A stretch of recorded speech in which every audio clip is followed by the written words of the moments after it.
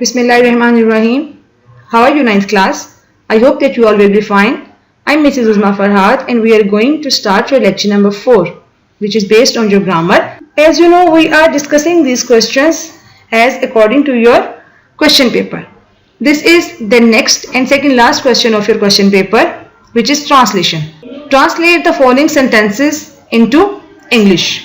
There are 8 sentences in your question paper and you have to translate any 5 into English. These sentences are based on tenses or on simple English. As you know, 3 ज़माने होते हैं और आगे उनकी 12 मुख्तलिफ हालतें होती हैं. 12 tenses होते हैं. अब उन 12 टेंसेज के साथ साथ आपको तो कुछ सिंपल इंग्लिश के वर्ड्स वगैरह भी होते हैं. सिंपल इंग्लिश भी होते हैं, जैसे use of it and there से हम स्टार्ट ले रहे हैं, फिर वॉज और were, is, am, are, has, have, had, ये सब आएंगे. तो ये तमाम जो है ये सिंपल इंग्लिश में आते हैं और उसके बाद टेंसेज या मुख्तलिफ ज़माने शुरू होते हैं. तो let's start it with the use of introductory it and there. Read these sentences. It is 7 o'clock. It rained yesterday. There are 10 boys in the classroom. There were no flowers in the garden. Let's translate these sentences into Urdu. हाँ जी, पहला था it is 7 o'clock. अब 7 बजे हैं. दूसरा sentence था आपका it rained yesterday. कल बारिश हुई. थर्ड था there are 10 boys in the classroom. कमरे में 10 लड़के हैं. और fourth one there were no flowers in the garden. बाग में फूल ना थे. We see that in translation each of them into Urdu we have left the words it and there untranslated as it is quite funny to say. देखा आपने कि हमने it और there को, it का मतलब ये होता है और there का मतलब यहाँ होता है, यहाँ या वहाँ. आपने देखा कि हमने इनको ट्रांसलेट करते हुए it और there को ट्रांसलेट नहीं किया. जैसे कि अगर हम फर्स्ट सेंटेंस को अगर उनके साथ ट्रांसलेट करते तो क्या बनता? It is 7 o'clock. ये अब 7 बजे हैं. It rained yesterday. ये कल बारिश हुई थी. There are 10 boys in the classroom. वहां कमरे में 10 लड़के हैं. और there were no flowers in the garden. वहां बाग में फूल ना थे. तो आपने देखा कि it और there को अगर ट्रांसलेट करें तो बड़े फनी से सेंटेंसेस हो जाते हैं. So we have untranslated these words. तो we can say that it and there have been used as introductory words and they simply act as subject. तो वेरी सिंपली वो आपके जुमले के सिर्फ सब्जेक्ट का काम करते हैं. तो it and there are not translated if they are being used as the introductory words and appear at the beginning of sentences. Now what are uses of it? It को हम कहाँ यूज करते हैं? It is a personal pronoun and it is used on the following occasions. It is used for the description of some inanimate object, animals and sometimes for a young baby. किसी बेजान चीज, जानवरों या बाज़ औक़ात किसी छोटे बच्चे के लिए भी it का वर्ड यूज होता है. As it is nice dog, is it a baby or a girl? और उसके अलावा in the sentences of time description, जब जुमलों में वक्त का इजहार होता है, जैसे it is 3 o'clock by my watch. और in the sentences of weather expression, जब मौसम के बारे में बात की जाए, it is fine today. और in the sentences of scene description, जब मंजर डिस्कस किया जाएगा, it is a charming scene, बड़ा खूबसूरत मंजर है. It is also used in the introductory sentences. बिल्कुल इंट्रोडक्टरी, तो मैंने आपको पहले बताया कि इंट्रोडक्टरी तौर पर भी ये वर्ड्स यूज किए जाते हैं. It is the person who met me in Murree. यही वो आदमी है जो मुझे मरी में मिला था. और it is his habit, ये उसकी आदत है, etc. और in the sentences of emphasize, जब emphasize करना हो, जोर देना हो किसी बात पर, जैसे कि it is not good to tease the poor. गरीबों को तंग करना अच्छी बात नहीं. या फिर It is you who broke my pen. ये तुम ही हो जिसने मेरा पेन तोड़ा. ठीक है. और use of there, तो there is used to show the presence or absence of something. In this case, it is put at the beginning of sentence. जब किसी चीज की presence और किसी चीज की absence बतानी हो. यहाँ भी देखें, ये जो हमने sentences किए हैं, तो यहाँ भी हमने कमरे में 10 लड़के हैं, यानी कि हमने absence या presence show की ना. और उसके अलावा बाग में फूल ना थे. यहाँ पर भी क्या हुआ? यहाँ पे एब्सेंस शो हो गई. ठीक है. तो प्रेजेंस या एब्सेंस शो करने के लिए जब देयर यूज होता है तो we use it at the beginning of the sentence. I hope now you will understand very well what is the use of it and there and how we use it generally. Okay जी, आगे आपकी exercises शुरू हो जाती हैं. आज सख्त गर्मी है, इसके अंदर क्या यूज करेंगे? It. It is very hot today. शाम हो गई. It is evening. मेज पर कोई किताब नहीं है. प्रेजेंस या एब्सेंस आ गई, यानी एब्सेंस आ गई ना बुक की. तो there is no book on the table. Next आ गया, क्या खेल के मैदान में कोई खिलाड़ी है?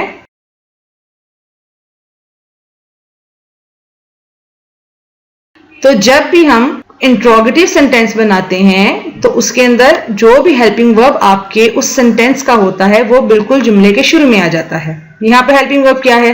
यहाँ पर आपका हेल्पिंग वर्ब इज है. तो is there any player in the playground, इसलिए देयर से पहले इज आ गया.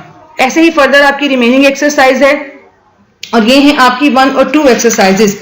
जी नेक्स्ट लेसन है आपका lesson number 2, use of is, am, are, was, वर.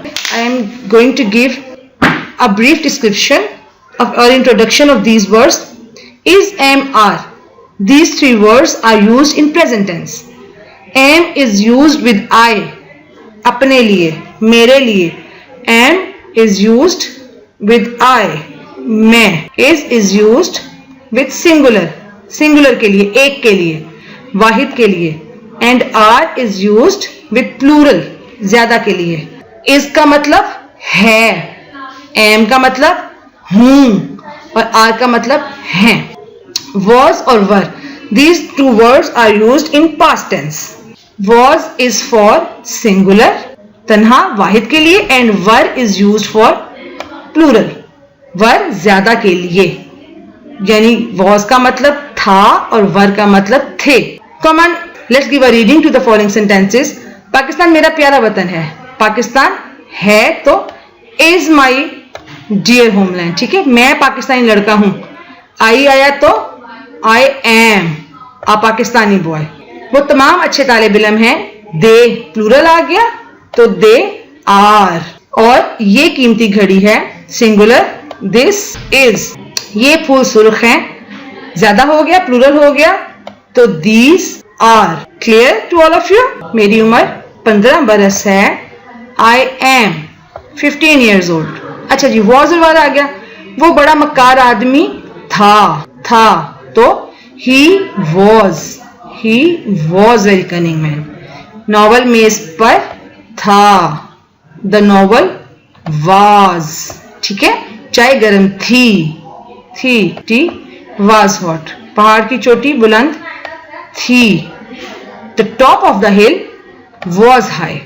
और हम सब खुश थे, प्लूरल शुरू हो गए जी. We were all very happy. ये किताबें दिलचस्प थीं, प्लूरल. These books were. हमारे सिपाही बहादुर थे, प्लूरल. तो our soldiers were brave. वो मेरे गहरे दोस्त थे, they were my intimate friends. और हमीद के बेटे ज़हीन थे, हमीद सन. वर आ गया. ठीक है, ये पोस्ट्रोफी एस आपको मैंने याद करवाया है ना. ये पोस्ट्रोफी एस आपको मैंने बताया हुआ है, दोबारा से आया है तो एक बार फिर से आपको मैं इसका दे दूं कि इसका मतलब होता है, इस कॉमा का, इस पोस्ट्रोफी एस का मतलब होता है का, की, के, पोजेशन. तो हमीद के बेटे, और इस के को हमने किया है इस एस के साथ ट्रांसलेट. ठीक है जी. I hope it will clear to you. आपने क्या सीखा आज? आपने सीखा it, there, is, am, are, was, were. these 7 words. It or there, these are introductory words. When we use these words as introductory words, we put them at the beginning of the sentence. जब it or there को introductory words के तौर पे use करते हैं तो जुमले के बिल्कुल शुरू में लगाते हैं. Secondly, is, am, are. ये तीनों present के हैं, helping verbs हैं. is होता है के लिए, singular, एक बंदे के लिए. और am होता है आपके अपने लिए, I am के लिए. और are होता है प्लूरल, ज्यादा के लिए. और was और were होता है, was होता है पास्ट में सिंगुलर के लिए और वर होता है पास्ट में प्लूरल के लिए, जमा के लिए, ज्यादा के लिए. I hope it will be very clear to you now, so you can translate these sentences very easily. इंशाल्लाह we will meet in the next lecture and discuss your further topics. आपके लिए आपकी ग्रामर एंड कंपोजिशन में हर topic से related जो है exercises हैं. आपको वो तमाम एक्सरसाइजेज जो हैं उनकी प्रैक्टिस करनी है. वोकैबुलरी नीचे दी गई हुई है जो आपको हेल्प आउट कर देगी मुश्किल वर्ड्स की इंग्लिश वर्ड्स बताने के लिए. तो उनको खुद से प्रैक्टिस करें because practice makes a man perfect. और इंशाल्लाह उसके बाद आप इस पर काफी हद तक अबूर हासिल कर लेंगे। इंशाल्लाह we will meet in the next lecture with another topic. Take care of yourselves. Allah Hafiz. Assalamu alaikum wa rahmatullah.